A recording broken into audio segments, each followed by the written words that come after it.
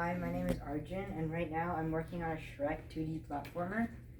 And so far what I've done is I've made a map of the entire map on like my stage using these blocks, and some of the blocks like these two came with the original set, and using Photoshop I had to create all the rest of the blocks, and then using a tile map I was able to create it by making things.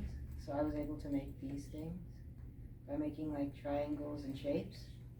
Then using Piskel, I was able to make my characters, such as a man with a pitchfork, a donkey, and I have Shrek at the bottom.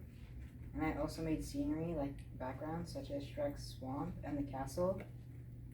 And I also have managed to make this man walk.